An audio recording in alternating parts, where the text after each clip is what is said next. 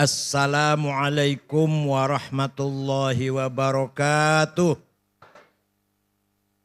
Bismillah, alhamdulillah, wassalatu wassalamu ala sayyidina wa maulana wa syafi'ina wa habibina Muhammad Rasulillah wa ala alihi wa sahbihi wa man tabi'a sunnatahu wa jama'atah min yaumina hadha ila yaumin nahdah.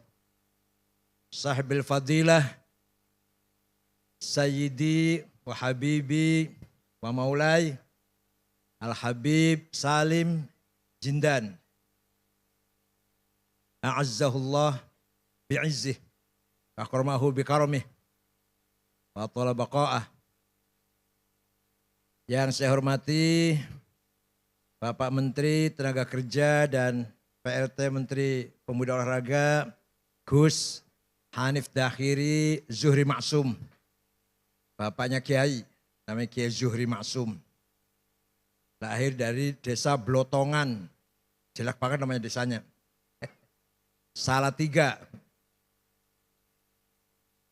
Anggota DPR RI enggak ada ya? Anggota DPRD Provinsi Jawa Barat, Kang Sitkon, Babadan jadi DPR, Masya Allah. Babadan, Tenajar, dan Ningsih. Dari mana? Gebang, tangganya Sekjen. Wakil Sekjen PBNU Gus Imam Pituduh, ini sudah 8 tahun tiap hari puasa. Kecuali di hari yang diharamkan. Tapi enggak kaya-kaya. Gak sugi-sugi sampai saiki. Oh ya, Rois Syuriah PBNU, Kiai Mustafa Akil, Rois PBNU. Kalau saya Tanfidiyah malah. Tamu kita Kiai Haji Baduhun Badawi dari Kaliwungu. Matur nuwun rayipun. Ikhwati ahli baiti Kempek yang berbahagia malam ini. Para wali santri dan para khotimin. Sadati wa sayyidati ayul khudur, Bapak Bupati Cirebon, gak usah PLT Bupati itu aja lah. Sudah hakul yakin. Ki Haji Imron Rosyadi dan Pak Kapolres, Pak Dandim, ini semuanya orang santri semua. Pada malam ini minimal jadi santri semua. Bapak Ibu sekalian. Orang yang pertama kali membawa Al-Quran ke Pulau Jawa adalah Syekh Subakir. Syekh Ahmad Subakir membawa Al-Quran diperkenalkan kepada Ratu Sima Raja Kalingga di Jepara. Walaupun si ratu ini tidak masuk Islam secara eksplisit, tapi memahami kandungan Islam, yaitu Islam atau Al-Quran mengajarkan keadilan, seadil-adilnya. Maka Ratu Sima, Kerajaan Kalingga, Jepara terkenal ratu yang paling adil. Dan masyarakatnya dipersilahkan, diberi kebebasan memeluk agama Islam. Syekh Subakir mempunyai tugas apa? Merantai, mengkerangkeng apa? Mengikat makhluk-makhluk jahat yang ada di Jawa. Semua diikat dengan rantai, dibuang ke Laut Selatan. Kecuali 2 makhluk yang tidak mengganggu Islam. Gak mau dibuang ke Laut Selatan, yaitu Sang Hyang Semar dan Sang Hyang Togog. Salam Santarus bisa cerita begini, Beb. Karena beliau makhluk sangat bagus, walaupun tidak masuk Islam, tapi tidak memusuhi agama Islam. Ulama kedua yang bawa agama Islam terkenal adalah Syekh Riasiddin An-Nisaburi. Yang terkenal dengan Mbah Wasil. Beliau membawa kitab Al-Asrar, kitab rahasia. Diajarkan kepada Raja Jayakatwang, Joyoboyo, Raja Kediri Doho Kediri. Maka terkenal dengan ramalan Joyoboyo. Itu sebenarnya terjemahan dari Kitabul Asrar kitab rahasia-rahasia yang dibawa oleh Mbah Wasil, kuburannya di belakang Masjid Setono Gedong, Kota Kediri. Kalau Syekh Subakir ada yang bilang kuburannya di Gunung Magelang, Gunung apa? Tidar. Ada yang bilang di mana-mana. Yang benar, yang prosentasinya paling benar di Goa di Sulawesi Selatan. Itu Mbah Subakir wafat di situ. Setelah itu barulah datang para dai-dai. Pertama kali ada pesantren di Jawa Barat tahun 1410 adalah Syekh Hasanuddin dari Cina. Atau terkenal dengan Syekh Kuro. Kuro itu Qori yang mengajar Al-Quran. Di desa Rengas Dengklok, Kerawang. Punya murid, salah satu muridnya namanya Subang Larang. Anaknya Ki Gede Tapa, kepala bandar pelabuhan Cirebon. Ki Gede Tapa itu bukan dari Solo Tigo loh, dari Cirebon. Nah, Subang Larang ini Pak Hanif kutilang. Kuning, tinggi, langsing. Sulit carinya nih. Kalau kebalikannya banyak, kebalikannya. Kebalikannya kuning, kebalikannya tinggi, kebalikannya langsing itu gak banyak itu. Tapi yang kutilang aduh sulit carinya. Nah, suatu ketika Raja Siliwangi beragama Buddha dengar ada agama Islam, agama baru, berangkat dari Bogor ke utara, saya bunuh itu, kiai itu. Sampai di sana mendengar kutilang sedang baca Quran, klepek-klepek. Langsung lamar untuk saya saja kiai, silakan tapi kamu harus masuk Islam. Udah masuk Islam gampang. Ada mas kawinnya apa? Lintang kerti, tasbih maksudnya. Udah saya cari di pasar gampang mau berapa biji. Enggak ada di sini. Adanya di Arab gampang saya mabur ke sana. Keluar dari rumahnya kiai, dia siap-siap terbang. Hong, macet. Biasanya terbang biasanya. 2 kali, hong, nggak bisa terbang. Hong, gagal. Kata Syekh Kuro sambil ketawa ngekek-ngekek barangkali.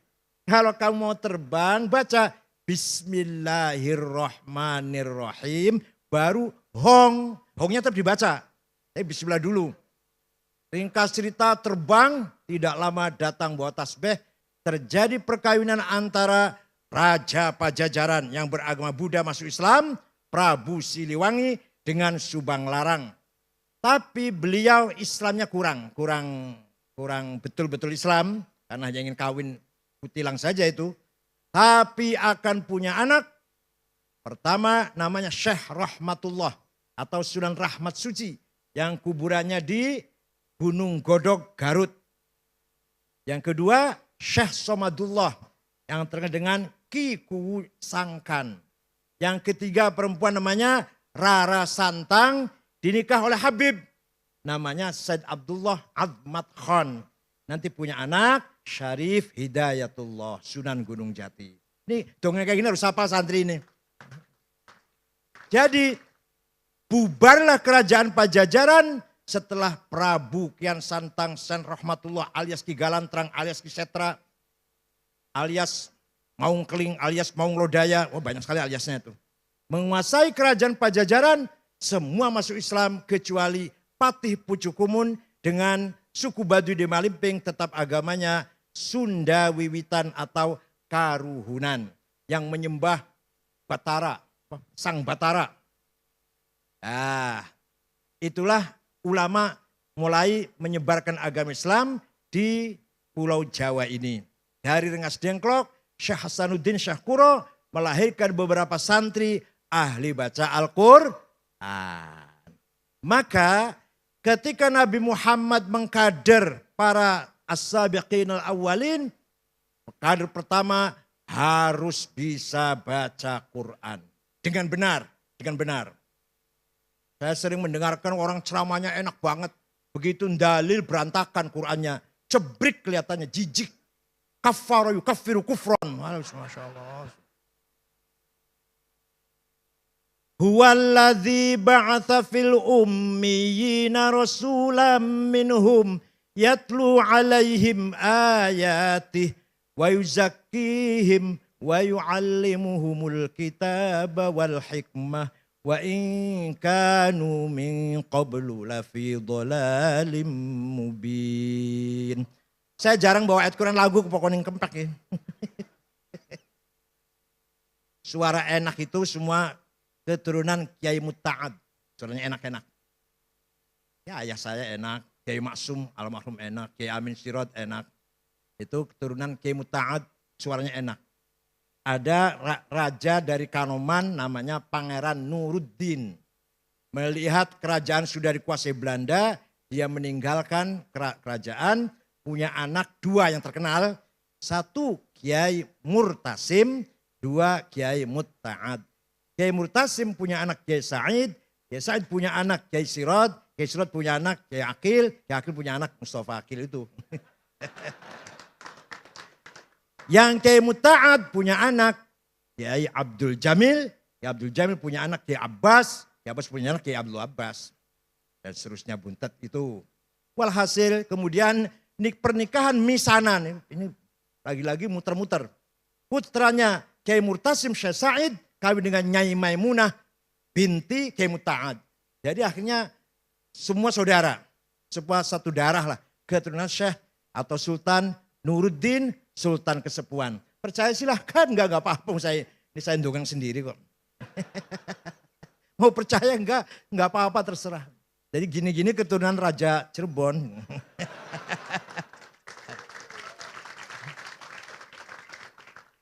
Itu kalau dari Kiai Sirot.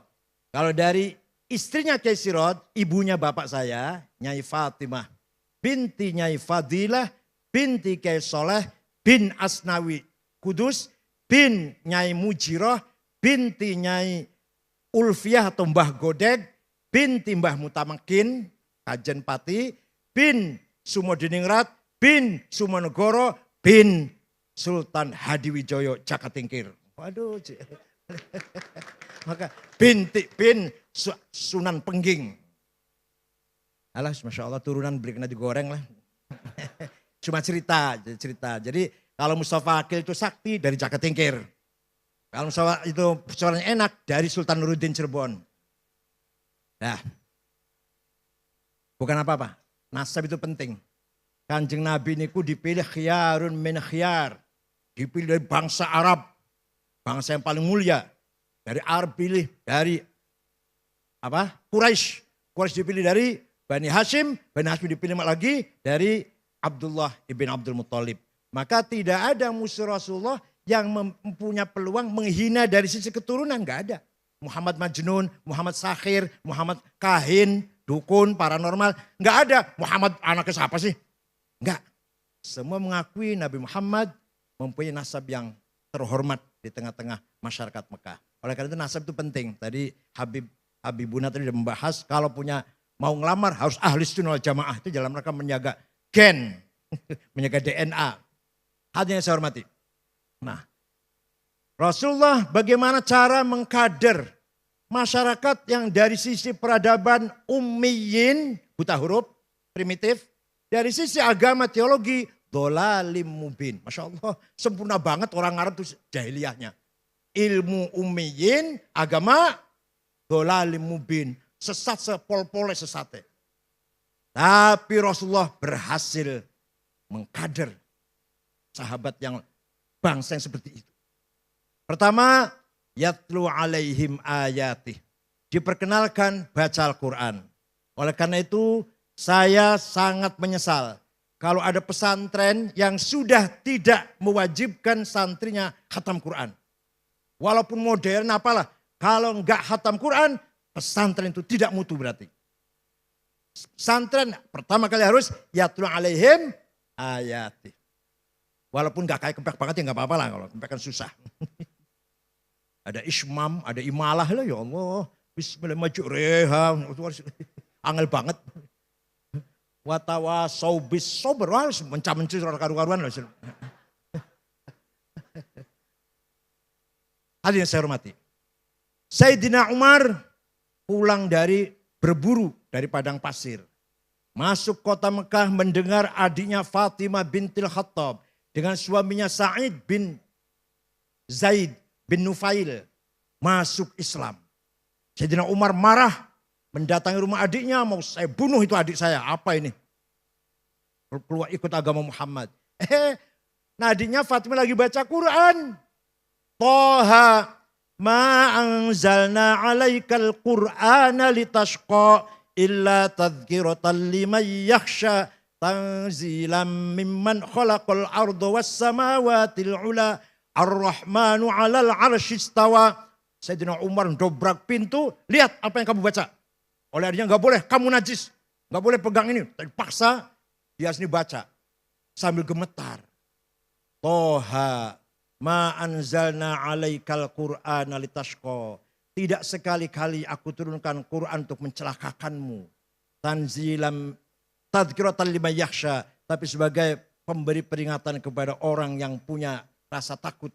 Dan diturunkan oleh Allah yang menguasai langit dan bumi dan menguasai arasy, ar-Rahmanu al-'arsy istawa. Sayyidina Umar setelah baca itu, aina Muhammad? Di mana sekarang Muhammad?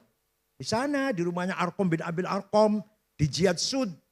Berangkatlah Sayyidina Umar ngetok pintu, para sahabat takut. Ini Rasulullah, Umar ini jago, aduh pokoknya jagoan, jawara. Ini kalau kita buka pintunya entah apa yang terjadi lah. Nabi dengan tenang, iftah lahul bab. Kak, saya sudah mendoa pada Allah, Allahumma qawwil Islam bi ahadi Umarain. Ya Allah, kuatkanlah Islam dengan salah satu Umar. Kalau enggak Umar bin Khattab, Amr bin Hisham alias Abu Jahal. Hidayah datang pada Umar bin Khattab. Masuk langsung mencari ma'aina Muhammad, membaca syahadah. Masuk Islam. Kenapa? Karena sebab istima'il Qur'an. Jadi luar biasa. Quran bukan syair tapi ada syairnya. Quran bukan sajak tapi ada sajaknya.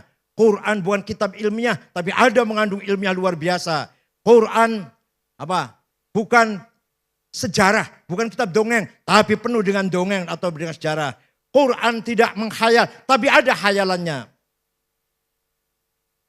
Wama adraka mazzakum ka'annaha ru'usus syayatin. Di akhir di neraka nanti ada pohon namanya zakum. Orang Arab pada tanya, "Apa zakum itu?" Seperti kepalanya setan, tambah orang angel bisa malah. Paham? Quran jamnya gitu. Kamu tahu nggak apa itu pohon zakum? Nggak tahu apa itu? Seperti kepalanya setan, tambah jauh malah.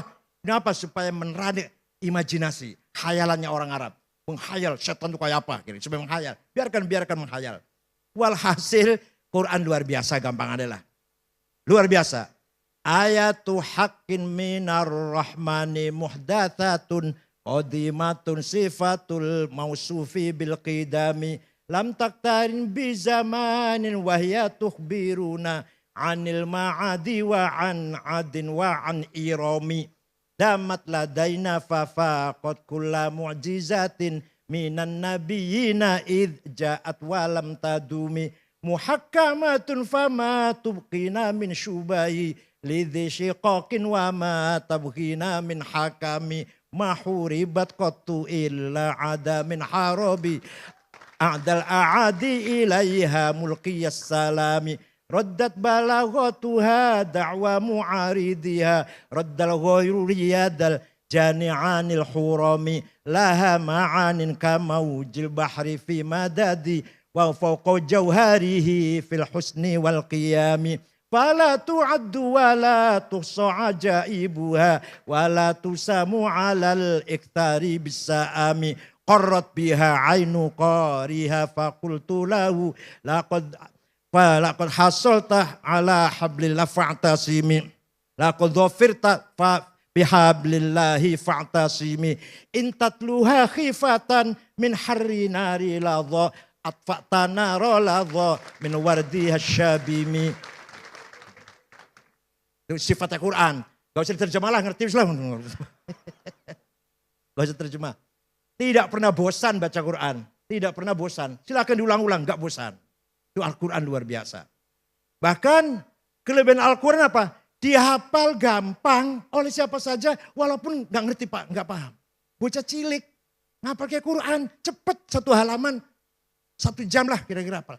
Coba kalau ada syair atau ada tulisan bahasa Cina, gak paham sampean, suruh ngapalin berapa bulan kira-kira?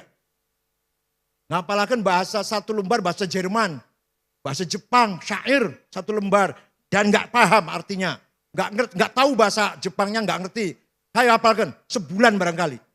Tapi Quran anak kecil nggak ngerti artinya, nggak ngerti bahasa Arab selain Al-Quran, nggak pernah ngomong Arab lah, gampang dihafalkan. Saya juga gampang hilang.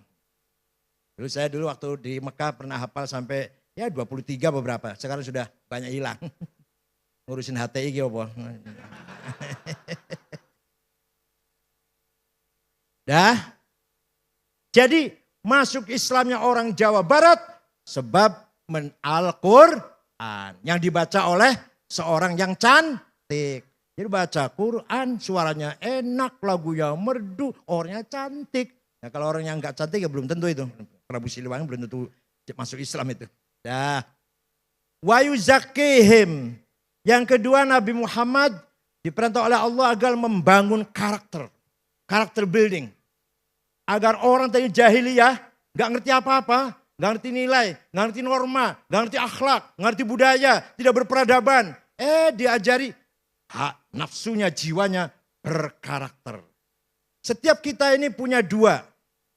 Punya jiwa. Jiwa itu punya dua perangkat. Namanya nafsu ghadabiyah dan nafsu syahwatiyah. Saya harus jadi presiden, saya harus jadi bupati, saya harus jadi ketua PBNU. Ini datanya dari nafsu ghadabiyah.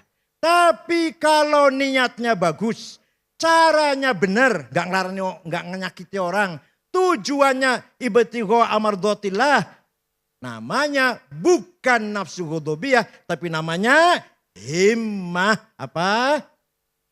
Kita harus besar himmah kita. Tahun 24 NU harus presiden. Itu loh. Bupati Cirebon sudah NU. Insya Allah nanti dilantik, insya Allah nggak lama lagi. Harus kita rebut. Luar biasa. Ini mumpung kita luar biasa mendapatkan wakil presiden yang nggak ngerti, ya orang nggak ngerti gimana lagi, Beb? Masa saya layanin itu sama-sama gobloknya nanti. Ma'ruf sudah tua, masih ambisi, tinggal matinya saja. Loh, ini goblok namanya orang nih. Kalau niatnya baik, caranya benar, tujuannya baik, bukan hawa nafsu. Namanya himmah. Muhammadun qaimun lillahi dzuhimami. Muhammadun tayyibul akhlaqi wasyiyami. Muhammadun khairurus lillahi qatibatan. Muhammadun sadiqul aqwali wal kalimi. Panjanglah. Walhasil Nabi Muhammad pun orang yang himanya besar. Kalau himanya enggak besar, enggak akan sukses. Wali Songo himanya besar. Kalau enggak himanya besar, enggak akan sukses. Kiai Hashim, Kiai Wahab himanya besar. Kiai Wahab tahun 27, 28, 29, tahun 30 sampai ke Menes. Pandeglang, saya saja sekarang ke Menes, males. Masih nggak enak ke sana tuh lah. Kiai Wahab datang ke sana, bikin NU, namanya Kiai Abdurrahman. Kakeknya, istrinya Kiai Hafidh Utsman almarhum, itu Kiai Abdurrahman itu. Dia berdiri NU di Banten. Terus ke Sumatera Selatan, Palembang. Kiai Kamil Soleh, bapaknya Taufik Kamil mantan Dirjen Haji waktu Pak Agil Munawar itu. Terus ke Bogor, Pak Gentongan Kiai Abdul Hamid. Ke Betawi, Guru Marzuki Cipinang Muara.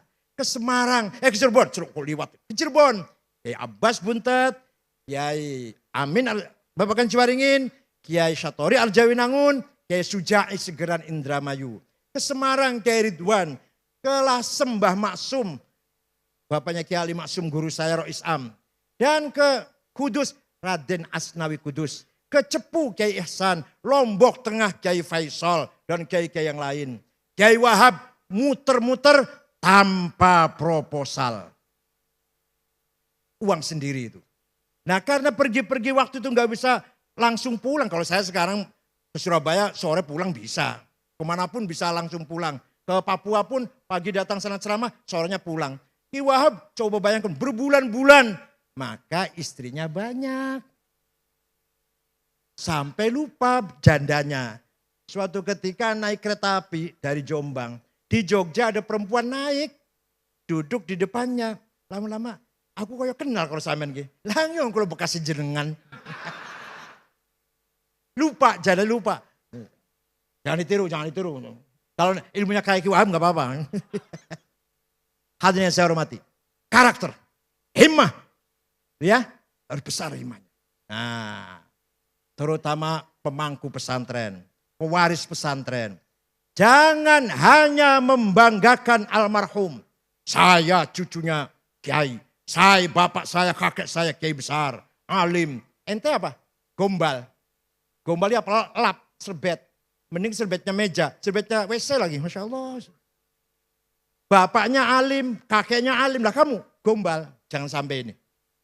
Maka kita mau menerima warisan Kempek ini, kayak Mustafa ini, mewarisi dari orang besar, orang bermanfaat ilmunya, dari jad sampai ayah, dan sampai sekarang, alhamdulillah kita tunjukkan kemampuan kita. Tidak hanya mengandalkan nasab, tapi juga hasab prestasi kita. Wa syarrul alamina dawu khamuli idza fakhartahum dzakarul jududa wa khairun nasi dzu hasabin qadimi aqama li nafsihi nas hasaban jadida. Sejelek-jeleknya manusia hanya membanggakan judud, membanggakan kakek, membanggakan ayahnya, tapi kamu sendiri bukan orang besar. Sebaik-baiknya orang adalah dzu hasabin qadim. Kakeknya orang besar, kebesaran yang sudah kita warisi, aqama li nafsihi hasaban jadida, kita pun membangun kebesaran. Itu loh, paham betul? Kakek kita kiai, kita pun harus kiai. Kakek kita ulama besar, kita pun harus menjadi ulama besar. Kakek kita macan, kita pun harus jadi macan. Kalau ada pesantren, tadinya kiainya alim-alim, macan lah. Sekarang sepi. Idza mal jahlu khuyyima fi biladi ra'aita usudaha musikhat kuruda. Kalau kamu lihat ada pesantren, tadinya kiainya besar alim-alim, baca Fathul Wahab, baca Jamul Jami, sekarang kok sepi. Itu berarti macanya sudah jadi monyet. Ra'aita usudaha musikhat kuruda. Ya Allah. Hadirin saya hormati. Jadi himmah harus besar. Wallahi law wada'u syamsa fi yamini wal qamara fi yasari ala an atruk hadzal amr ma taraktu hatta ahlika duna. Demi Allah seandainya mereka meletakkan matahari tangan kananku, rembulan tangan kiriku, agar aku surut dari perjuang, tidak akan mundur. Tetap akan maju sampai saya mati demi Islam. Itu himmahnya Rasulullah sallallahu alaihi wasallam. Yang kedua nafsu syahwatiyah. Saya harus kaya, harus banyak duitnya, banyak pabriknya, banyak sawah kebunnya, banyak perusahaannya, banyak apa lagi? Banyak mobilnya, banyak apa lagi?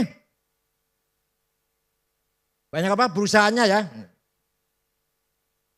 Kalau niatnya baik, kalau caranya baik, dan kalau sudah kaya pun ditasarrufkan ke jalan yang baik, maka bukan nafsu syahwatiyah namanya. Namanya azimah. Apa namanya? Maka kita harus punya azimah ini, santri ini. Saya harus jadi orang kaya. Itu loh. Orang kaya Indonesia nomor 1 itu Budi Hartono. Yang punya rokok Jarum. Uangnya 35 miliar dolar. 1 miliar dolar 14 triliun. Sekalikan jadilah. Pingin hitungin dewek lah. 14 triliun ping 35. Hitung dewek lah karpen. Nomor 2 Eka Cipta Sinarmas. 18 miliar dolar. Ping 14 triliun. Karpen ngono karpen lah.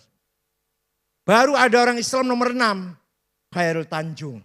Itu nomor terusnya bukan Islam lagi. Nanti ada Pak Yusuf Kala. Nomor 38 Haji Roshid. Nomor 40 Bayu yang punya Bluebird. 40. Kapan santri Kempek jadi konglomerat? Masya Allah.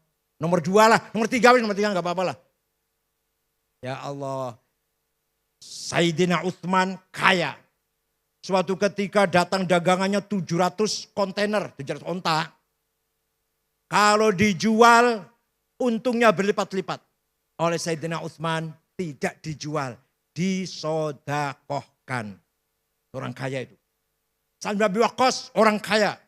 Malah ingin menghibahkan seluruh kekayaannya. Kata Rasulullah, jangan. Kamu punya istri, kamu punya anak, ahli waris.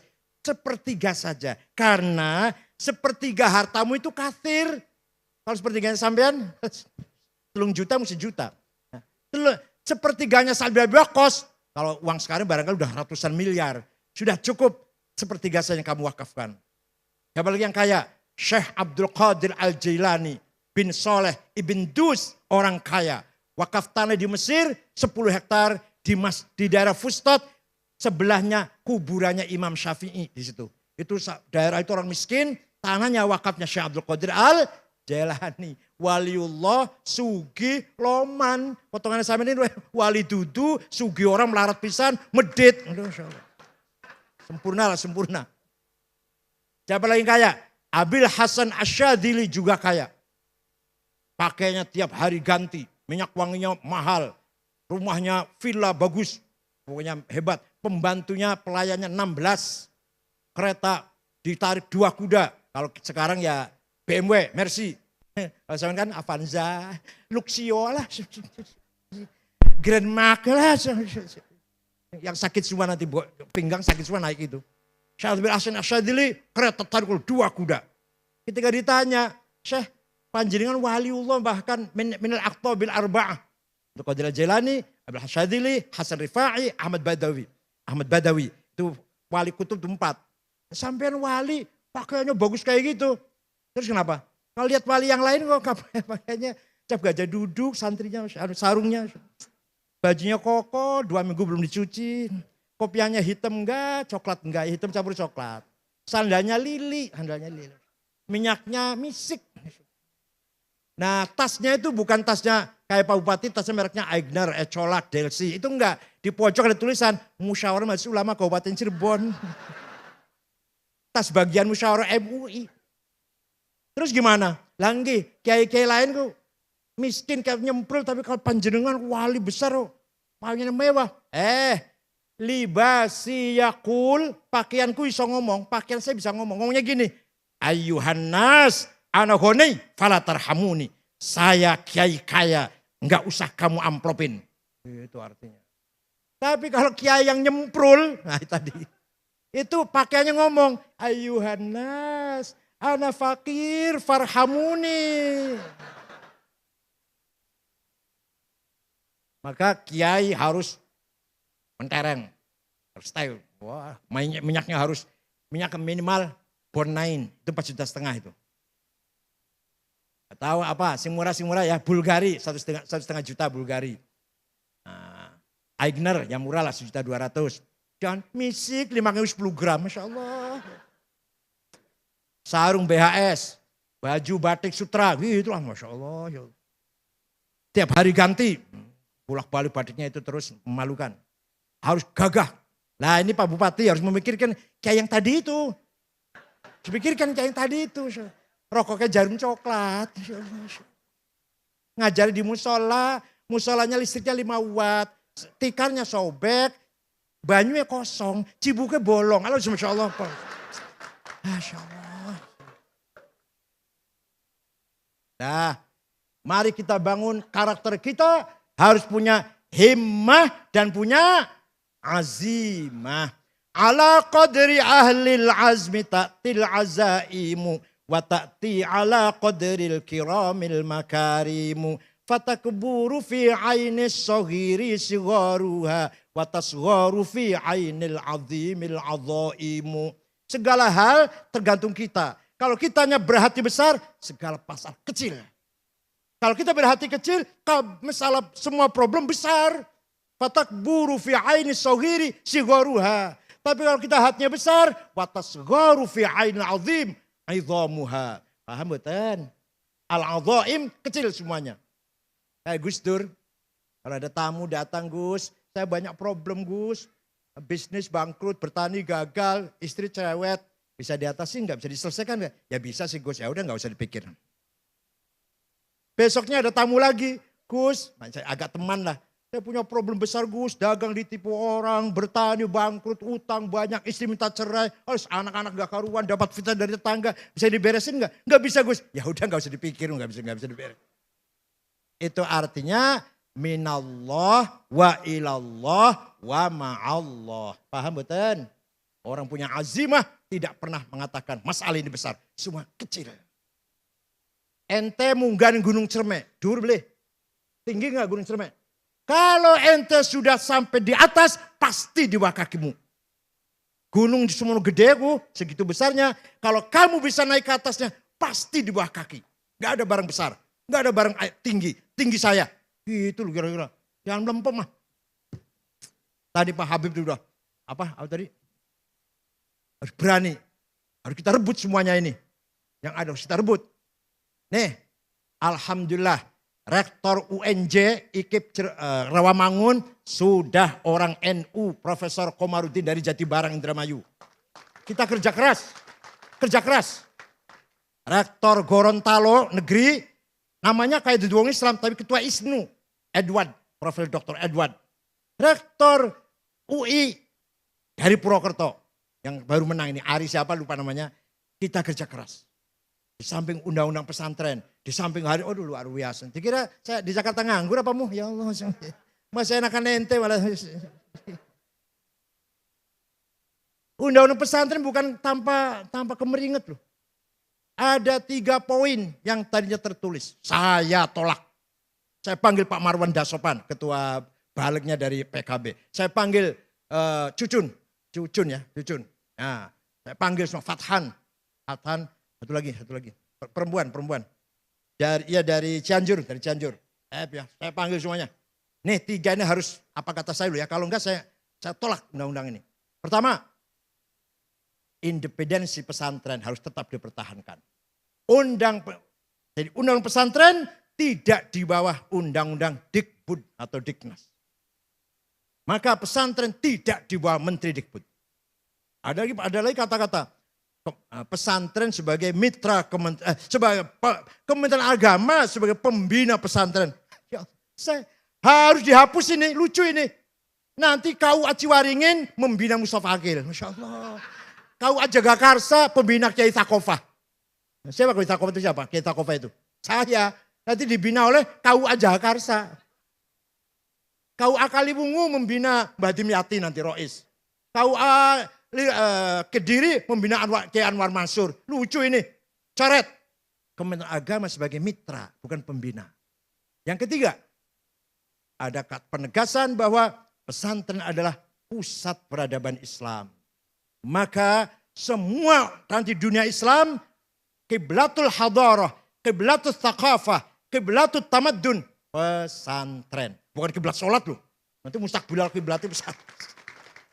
Pusat peradaban, pusat budaya, pusat akhlak, pusat moral, karakter, jati diri, integritas dibangun di pesantren. Yang punya ide Sumpah Pemuda siapa? 70 orang pemuda, Sumpah Pemuda, satu bangsa, satu bahasa, siapa? Pak Sunaryo, Mr. Sunaryo. Pernah jadi Menteri Agraria, pernah jadi Menteri Luar Negeri interim, Rektor pertama IAIN Jogja. Dan Ketua Tim Penerjemah Al-Quran Depan Agama. Ketuanya Sunaryo. NU itu santri yang punya ide Sumpah Pemuda, satu bangsa, satu nusa, satu bahasa. Ya Allah. Tadi saya sudah ceritakan, ada santri namanya Dul Kamid. Khatam Quran, ngaji Fathul Qorib, nulis karo tangan, tulis dengan tangan. Santrinya Kiai Hasan Besari, Tegalsari Ponorogo. Siapa itu Dul Kamid itu? Ternyata Dul Kamid adalah pahlawan nasional, Pangeran Diponegoro, putra Hamengkubuwono III dari istri Pacitan. Sampai Belanda bingung ngalahkan Pangeran Diponegoro, perang 1825-1930, rapat di Belanda di Den Haag sana. Bagaimana ngalahkan orang ini? Jangan dikasarin. Orang Jawa itu dilem, dipuji-puji, dipangku, nanti lemes. Betul. Belanda panggil panggil Diponegoro, hormati, kita damai, kita bersaudara, langsung menyerah. Gak lagi ada perlawanan, ditangkap, buang Makassar. Ini hati-hati nih pelajaran. Jangan mudah luntur dipuji. Awas orang muji itu menyebarkan racun itu sebenarnya itu. Nah itu santri. Siapa itu Ki Hajar Dewantara? Namanya Suwardi. Ngaji Quran khatam pada Kiai Zainuddin Sulaiman. Prambanan. Ki Hajar Dewantara Bapak Pendidikan Nasional yang terkenal dengan Ing Ngarso Sing Tulodo. Ing Madjo Nah, Mangunkarso, Tutpuri, Handa itu filosofi pendidikan nasional. Siapa itu Ki Hajar Dewantara? Nama aslinya Suwardi, santrinya Kiai Zainuddin Sulaiman. Siapa itu Raden Kartini? Raden Kartini, Blora, ngaji Quran pada Mbah Soleh Darat. Pernah ngaji sama Mbah Soleh Darat. Dikira itu wong santri apa? Itulah andilnya para santri. Siapa pengarang lagu syukur? Gimana lagu syukur tahu nggak? Lagu syukur tahu nggak? Itu Habib Husain Al-Mutahhar Semarang. Pamannya Habib Umar Mutahhar yang mubalig itu. Jadi kita santri banyak andilnya dalam membangun peradaban nasional. Oleh karena itu dengan tema membumikan Islam Nusantara, Islam yang harmonis dengan budaya. Bahkan kita jadikan budaya sebagai infrastruktur agama. Maka agamanya kuat karena berdasarkan budaya, budayanya lestari. Antara lain contohnya, contoh antara lain saja ini.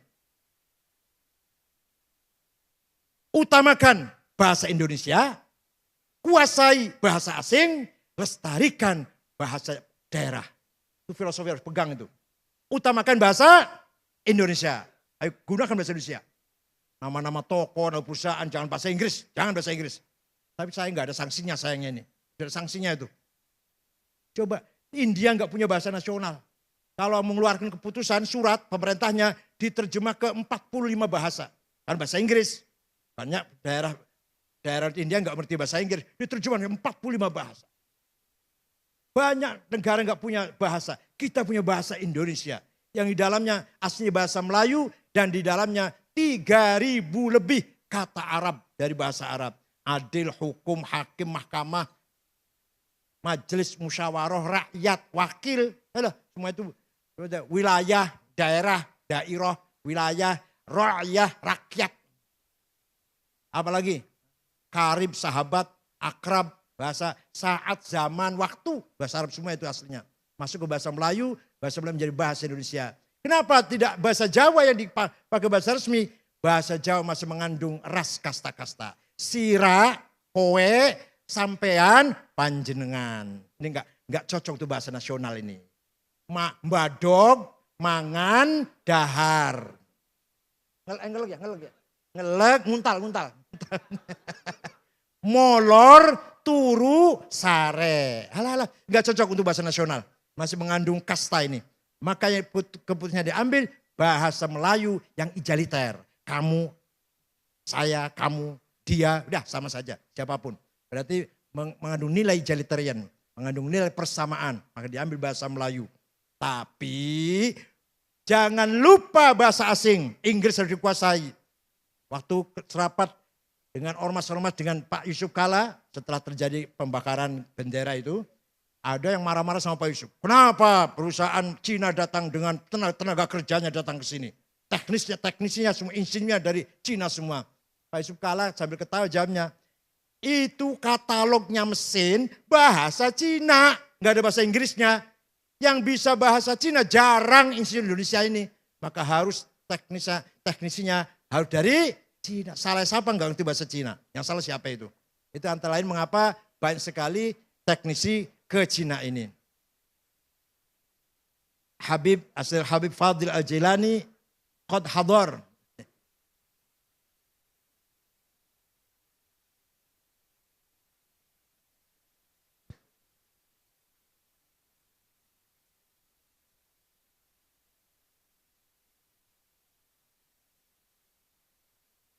Kita teruskan.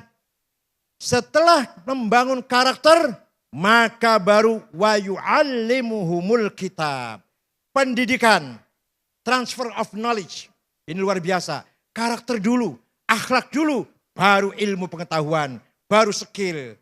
Jangan dikira pesantren gak ada ilmu. Ada orang gak ngerti pesantren, dikira gak ada ilmu di pesantren.